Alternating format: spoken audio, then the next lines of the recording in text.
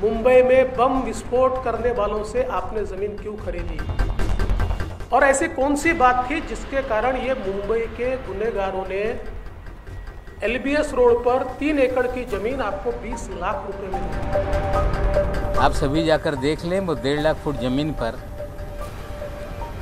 एक मदीनतुल आमान नाम की कोऑपरेटिव हाउसिंग सोसाइटी है। डेवलपमेंट राइट देके वहाँ पे 140 से 150 मकान बनाकर आम लोगों को बेचे। आज भी वो सोसाइटी वहाँ पर है। और सरदार शाहवली इनके 5 लाख की और 5 लाख बाद में दिए जाएंगे लिखा हुआ है। ऐसे कुल मिलाकर 20 लाख रुपए में एलबीएस रोड पर 3 एकड़ की जमीन। अच्छा, इसमें भी वो तो एक अलग है, इतने कागजात मेरे पास आप लोगों को कंफ्यूज नहीं करना चाहता हूं, इसलिए सारे कागजात नहीं दे रहा हूं। लेकिन अब इसकी रजिस्ट्री जब करनी थी तो एडजुडिकेशन किया और एडजुडिकेशन करके उसमें फेक टेनेंट दिखाए।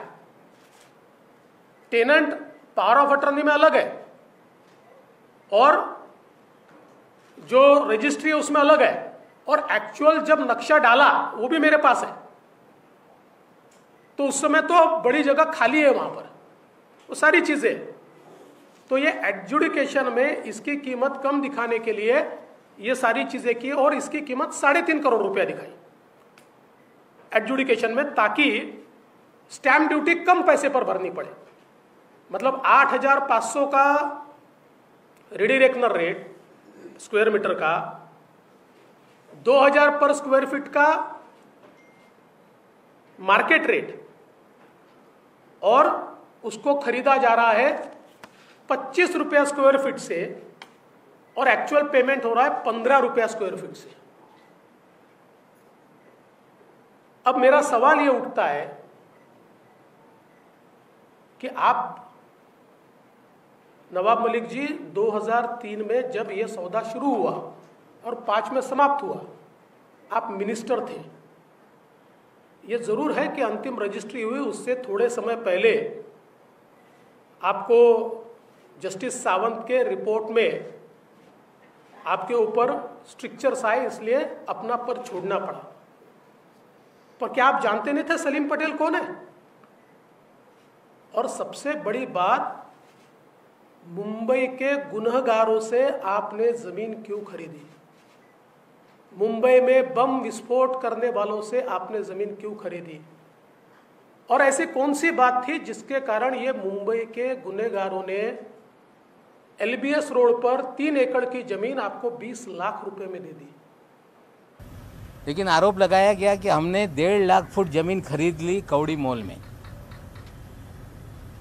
देवेंद्र जी ने कहा कि जाली किराएदार उसमें बनाए गए। आप सभी जाकर देख लें, वो 1.5 लाख फुट जमीन पर एक मदीनतुल आमान नाम की कोऑपरेटिव हाउसिंग सोसाइटी है, जो 1984 में वहाँ इमारत बनी, गोवा वाला कंपाउंड के नाम से जानी जाती है, जिसमें मुनीरा पटेल ने रस्सी वाला को डेवलपमेंट राइट देके वहाँ पे 140 से 150 मकान बनाकर आम लोगों को बेचे। आज भी वो सोसाइटी वहाँ पर है। और किसी भी तरह से कोई अंडरवर्ल्ड के दबाव में या किसी बम ब्लास्ट के आरोपी से ये प्रॉपर्टी हमने खरीदी नहीं। ये पूरी तरह से हम किराएदार थे। जो जगह की मालकिन थी वो चाह रही थी कि आप ये मालकी हक ले लो, और हमने उनसे लिया। जो खान फैमिली थी, पठान फैमिली, जो वहाँ के वॉचमैन थे, उन्होंने अपना 7/12 पे नाम चढ़वा लिया था। उसे सरेंडर करने के लिए उन्हें पैसा देने का काम किया। और ये सच्चाई को देवेंद्र जी ने राई का पर्वत बनाने की कोशिश की। जो व्यक्ति